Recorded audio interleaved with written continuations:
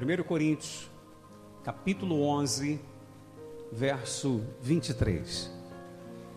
Levante sua mão direita e ore assim comigo. Meu Deus e meu Pai, diga: fala ao meu coração, através da Tua palavra, neste momento. Diga assim: que o meu coração seja sensível para ouvir a Tua voz, em nome de Jesus, amém. Digam graças a Deus. Eu quero falar a respeito da nova aliança. Está escrito assim: porque eu recebi do Senhor, está aqui no telão também, você pode acompanhar aqui comigo. Capítulo 11, versículo 23 em diante, é isso. Porque eu recebi do Senhor o que também vos entreguei, que o Senhor Jesus, na noite em que foi traído, tomou o quê, pessoal? Não ouvi, tomou o quê? O pão, e tendo dado graças, o partiu e disse: isto é o meu corpo, que é dado por vós, fazei isso em memória de mim. Jesus disse: eu sou o pão vivo que desceu do céu. De outra sorte, ele disse: eu sou o pão da vida. Jesus disse o que, gente? Olha lá, vou perguntar, você responde, hein? Jesus disse o quê? Eu sou o pão da vida. Por que ele diz que ele é o pão? Para você que nunca ouviu falar isso. Por que ele não diz: olha, eu sou o filé mignon, olha, eu sou a picanha maturada, eu sou o caviar? Por que Jesus não fala isso? Porque o pão está sobre a mesa de todos, sejam pobres, sejam mais ou menos, sejam ricos. Sim ou não? Todo mundo come pão? É ou não é? O que quer dizer isso? Jesus veio para todos. Para quem que Jesus veio, pessoal? Para todos. Jesus veio para todos. Todos.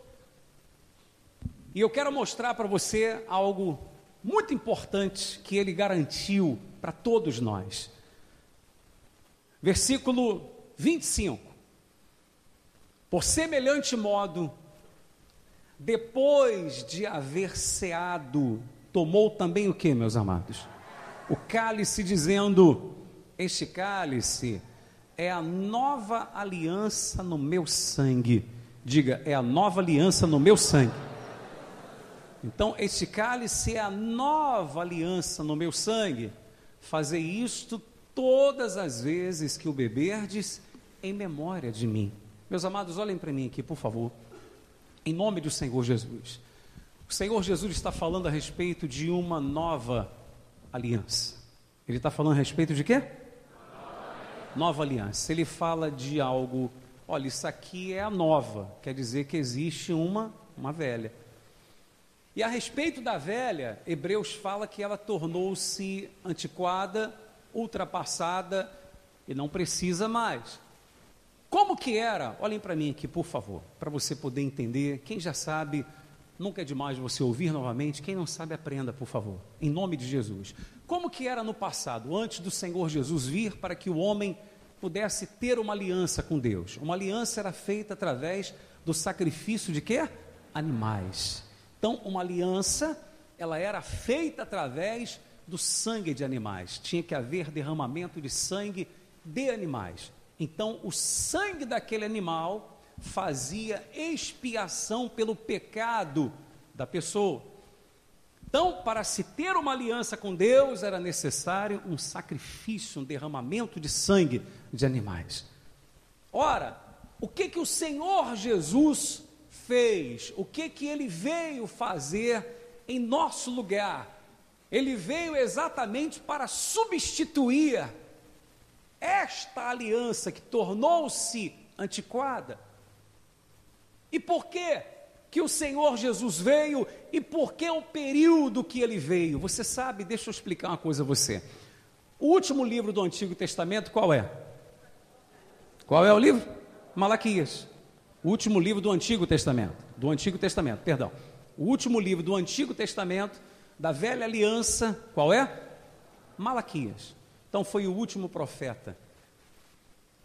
Deus, olhem para mim, Deus teve uma decepção tão grande, a infidelidade foi tão grande, e se você ler o livro de Malaquias, depois tenha curiosidade e leia, porque o livro de Malaquias ele é curtinho, são poucos capítulos, bem pequeno.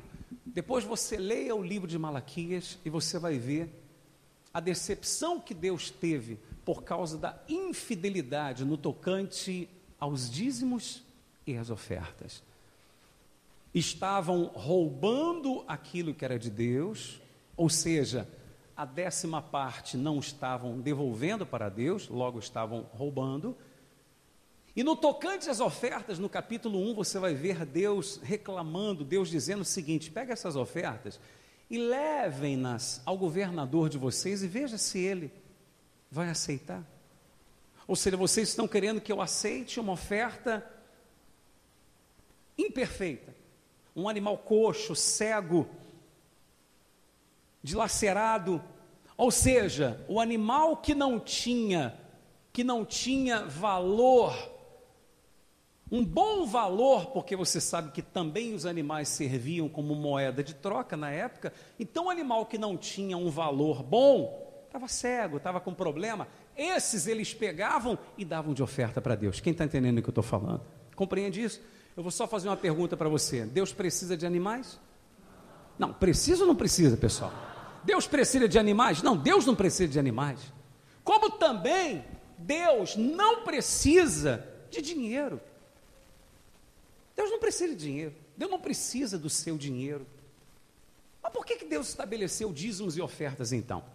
Se Ele não precisa do meu dinheiro? A obra dele precisa, mas não somente por causa disso. Quando Deus fala para que sejam trazidos dízimos e ofertas, é para a manutenção da obra dele, mas não simplesmente por isso, mas é uma forma do ser humano manifestar para Deus, demonstrar para Deus que Deus tem mais valor do que aquilo que a pessoa possui. Amém, pessoal? Você está entendendo isso? Porque no que a pessoa pegava um animal e trazia, o animal tinha que ser sem defeito, tinha que ser perfeito. Amém? Tinha que ser perfeito. Ou seja, tinha valor. A pessoa poderia trocar aquilo por algo bom, porque, repito, era moeda de troca na época também. E a pessoa abrir mão daquilo e entregar para Deus, então ela estava mostrando para Deus que confiava, que acreditava, estava mostrando para Deus o seu amor para com Ele, a sua consideração para com Ele, acima de qualquer outra coisa. Quem compreende, levante a mão para mim, em nome de Jesus.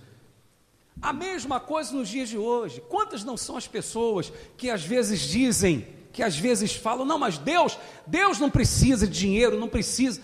Claro que Deus não precisa. Deus não precisa de dinheiro, não precisa de nada disso.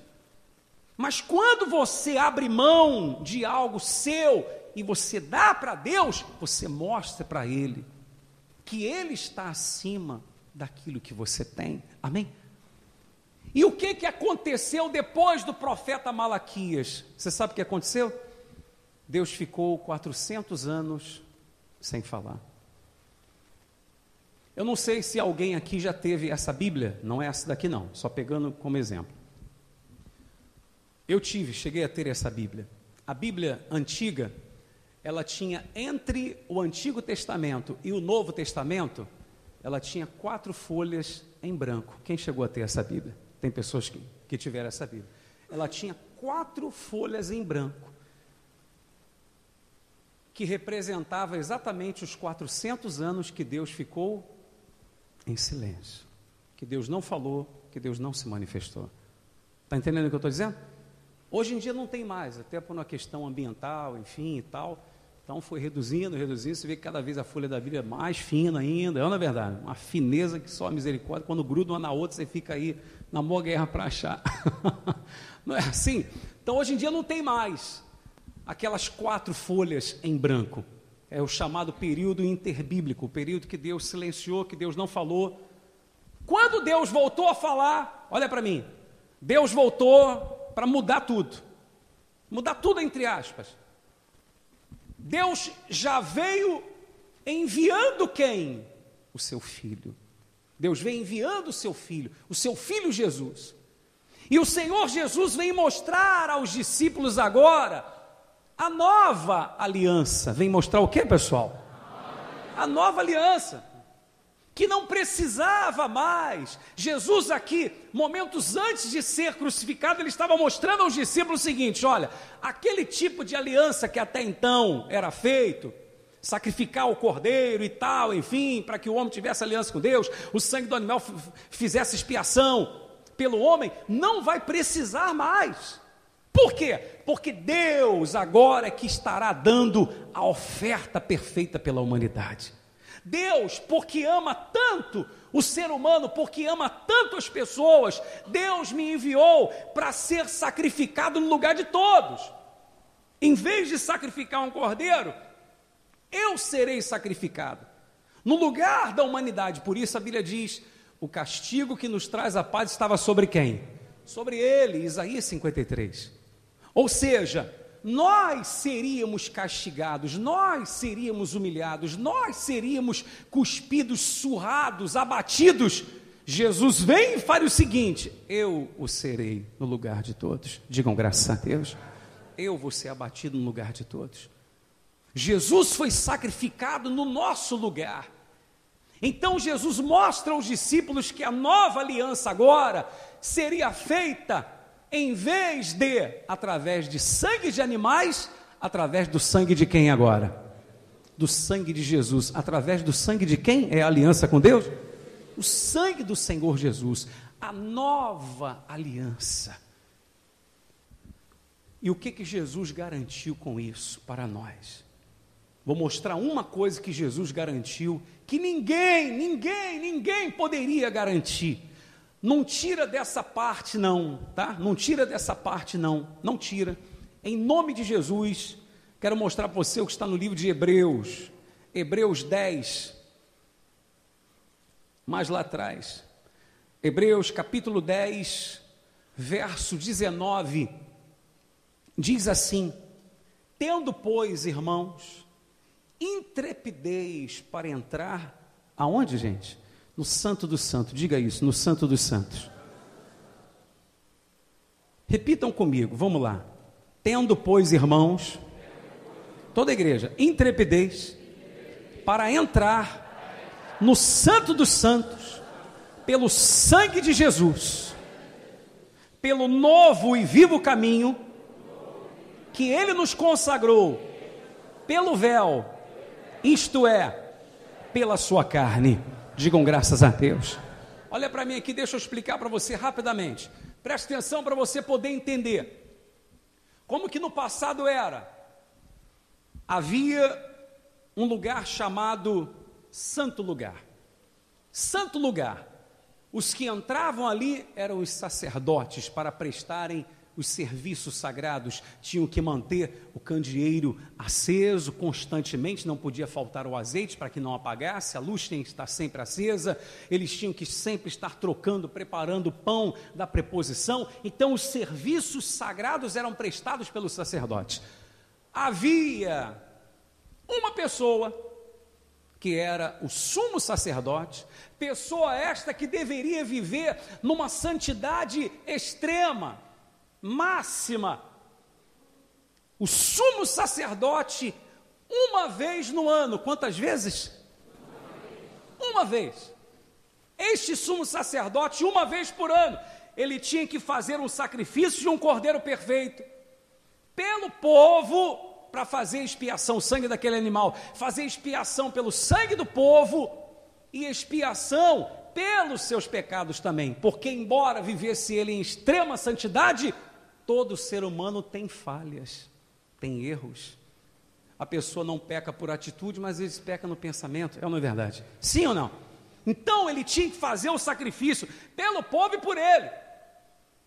E ele entrava uma vez no ano, no Santo dos Santos, na presença de Deus, onde ficava naquele lugar separado, aqui o santo lugar, havia um véu, não é véu igual você vê, aquele véu branco que você vê do outro lado, não, um véu bem grosso, as cores estabelecidas por Deus, que você vê na Bíblia, escarlata, azul, dourado, enfim, na Bíblia fala a respeito.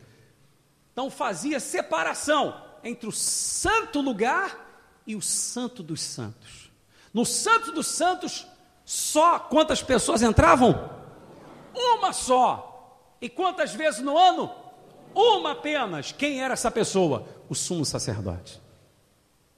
Só ele entrava ali. Você imagina que experiência extraordinária, que coisa gloriosa, que coisa maravilhosa. Só aquele homem podia entrar ali na presença de Deus, no Santo dos Santos.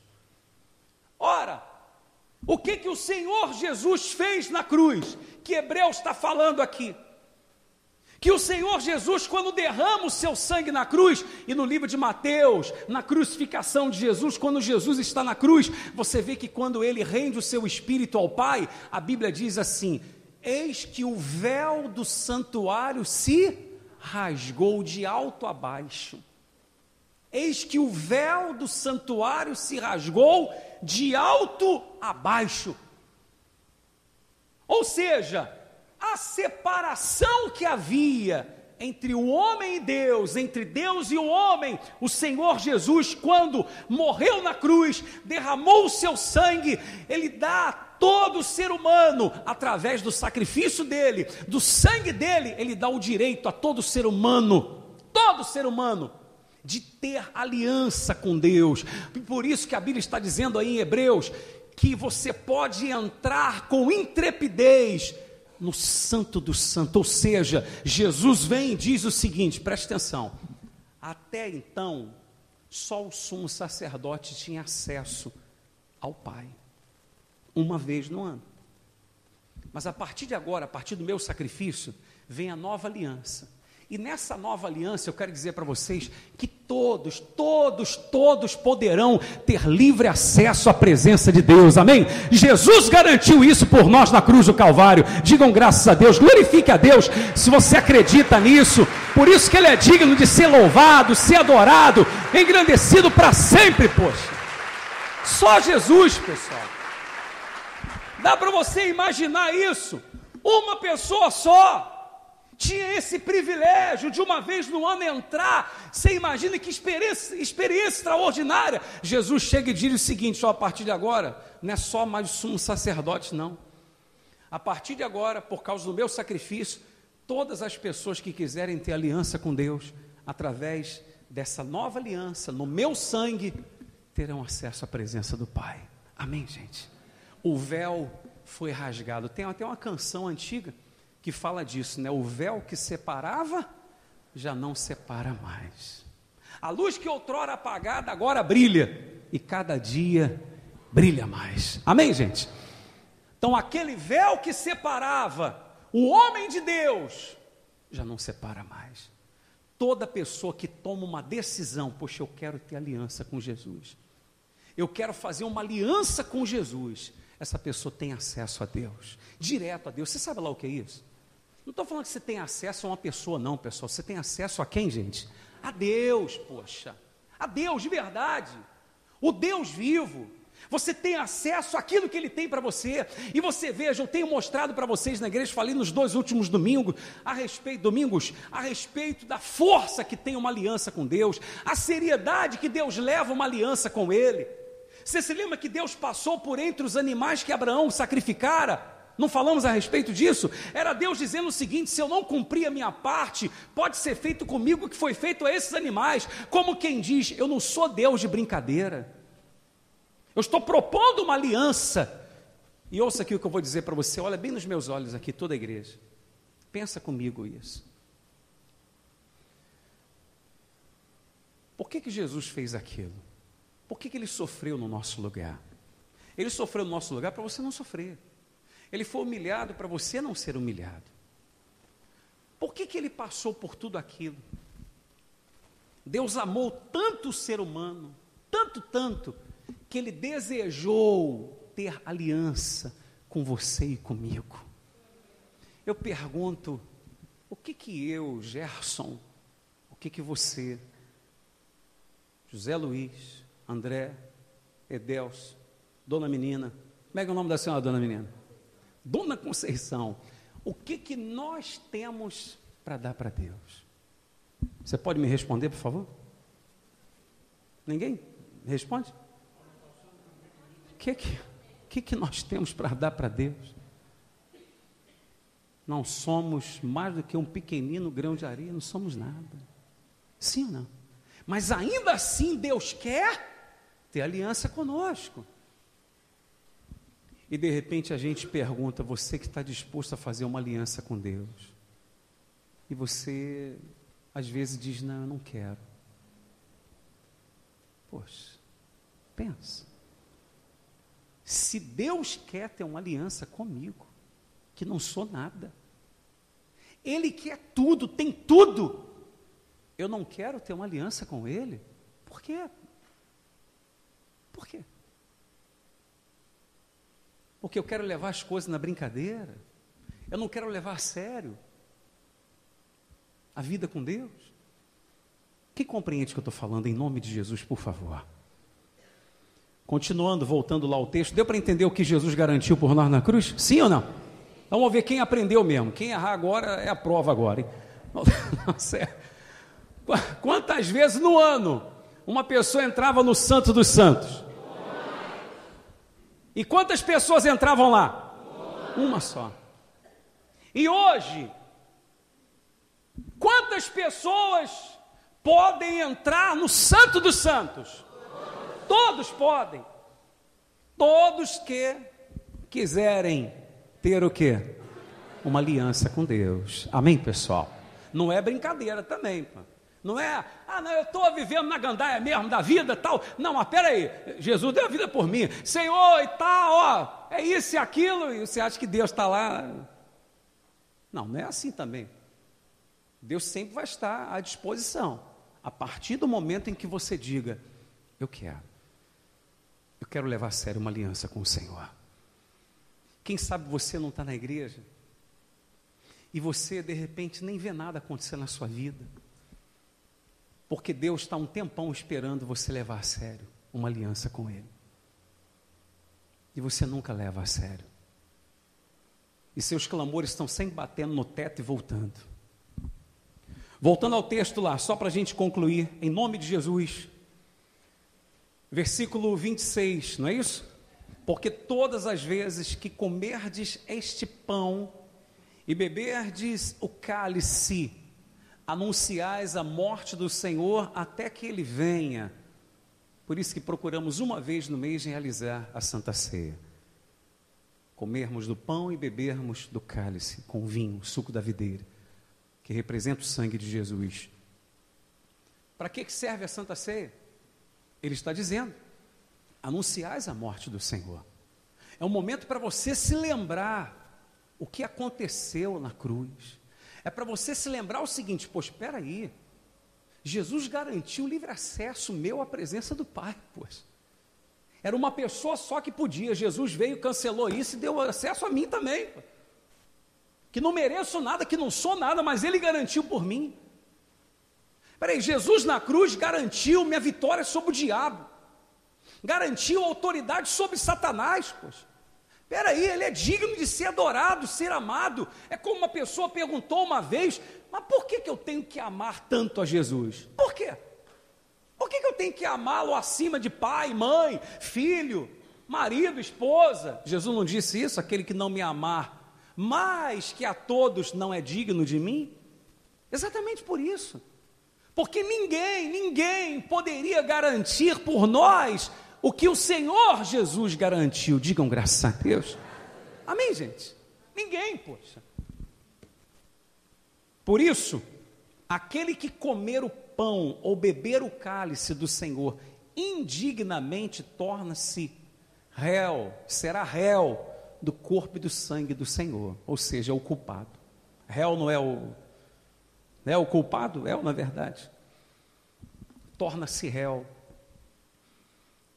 o que participa indignamente. O que é participar indignamente? É participar sem querer compromisso, sem querer ter o quê? Aliança com Ele. Compreende isso? Continuando, diz assim: examine-se, pois, o homem a si mesmo, e assim coma do pão e beba do cálice. Pois quem come e bebe sem discernir o corpo, come e bebe juízo para si. Isso aqui é muito importante. Examine-se, pois, o homem a quem? A si mesmo. Preste atenção que eu vou dizer para você. A Bíblia não está dizendo, ela não está dizendo para eu examinar os outros, para eu examinar o meu próximo. A Bíblia não está dizendo assim, ó, Gerson, examina aí a vida do Edelso. Porque tem gente que é assim. Se ela examinasse mais a sua própria vida, o tempo que ela perde examinando a vida dos outros, é ou não é verdade? Ela já estaria lá na frente. Mas ela quer examinar a vida dos outros. Tem gente que na Santa Ceia fica de olho, deixa eu ver se fulano vai participar. Deixa eu ver. Não, é. Aí fulano de repente não participa. Aí ela já diz assim, está em pecado. Olha lá, está em pecado. Não quis participar. Está examinando a vida dos outros? Entende o que eu estou falando? Ou então ela fica ali, faz de conta que está com o olho fechado, mas meio... Ih, pegou a Santa Ceia, não acredito. Como é que pode? Como é que pode? É indigno, indigno é você que está examinando a vida dos outros. Examina a sua. Amém, pessoal? Não, bicho, mas eu sei que a pessoa estava no erro. E se a pessoa se arrependeu? No seu íntimo, você não está dentro da pessoa. Amém, pessoal? É ou não é verdade? E se a pessoa se arrependeu? A pessoa ouviu a palavra e viu, poxa vida, olha o que Jesus fez por mim, eu não estou fazendo nada por ele. Não estou levando a sério, estou no erro. Poxa, vou me consertar agora. Aí alguém diria assim, não, bispo, isso aí é um absurdo que o senhor está falando.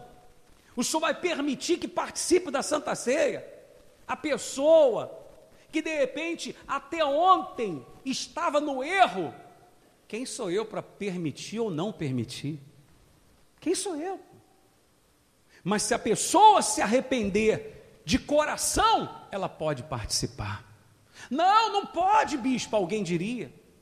Não pode, porque é uma coisa muito séria. A salvação é muito séria? Ou não? Sim ou não? Quero dizer para você que na cruz do Calvário havia um ladrão do lado de Jesus, que ele se arrependeu ali. E Jesus disse para ele, ainda hoje estarás comigo no paraíso. Amém? Quem sou eu para proibir alguém? Quem sou eu para dizer você não pode? Amém? O homem se arrependeu e Jesus disse, você está salvo. Graças a Deus, pessoal. Pronto. O homem não teve tempo de fazer um curso, de se batizar, não teve tempo. Você vai permanecer vivo? Você vai, né, colocar a tua vida na presença de Deus, você vai se preparar, você vai se batizar nas águas, enfim, você vai fazer tudo o que tem que fazer. Mas aquele homem não tinha o que fazer. Estava morrendo ali. Amém? Examine-se a si mesmo. Veja se você quer de fato aliança com Jesus. Se você quer, vamos em frente. Faça uma aliança com Ele. Deus leva a sério. Eu mostrei para vocês domingo retrasado, quem tem aliança com Deus torna-se propriedade particular de Deus, especial, torna-se propriedade dele, propriedade peculiar do Senhor, está lá em Êxodo, e Pedro repete isso também. Você torna-se propriedade de Deus, pertence a Deus, nada vai acontecer na tua vida sem a permissão dele. Amém, pessoal? Eu tenho essa tranquilidade dentro de mim. Você pode estar seguro disso. Tenho mesmo. Eu sei que nada vai acontecer comigo sem a permissão de Deus. Porque eu tenho uma aliança com Deus. Não somente dentro da igreja. No meu dia a dia. Então por que eu vou temer? Por que eu vou andar? Meu Deus, será que vai? Vai dar. Vai dar certo em nome de Jesus. Amém, pessoal? Para a glória de Deus.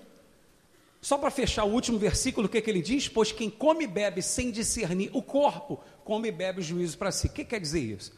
Come e bebe sem discernir o corpo. Sabe o que quer dizer isso? É sem a pessoa analisar o seguinte: quem tem direito de participar da Santa Ceia do Senhor é quem faz parte do corpo de Jesus. Amém? A pessoa que quer ter uma aliança com Deus, ela tem que estar disposta a querer fazer parte do corpo de Jesus. Quem é que faz parte do corpo de Jesus? É simples de você entender. A Bíblia diz que Jesus é o cabeça da igreja. A igreja é o corpo. A cabeça dá ordem para o corpo, não é assim? Sim ou não? A cabeça dá ordem para o corpo. Se a cabeça dá uma ordem ao meu corpo automaticamente o quê? Obedece. Toda ordem para o teu corpo vem da cabeça. Sim ou não? Daqui a pouco eu vou dizer, fique de pé, sua cabeça vai mandar o seu corpo ficar de pé, ele vai ficar. Então, se eu quero fazer parte do corpo de Jesus, eu tenho que estar disposto ao quê? A obedecer a cabeça, obedecer o Senhor Jesus. Se eu faço parte do corpo dele, então eu tenho que obedecê-lo. Quem compreende isso em nome de Jesus, pessoal? Você não tem nada a perder, você só tem a ganhar. Firmando uma aliança com Deus. Digam graças a Deus.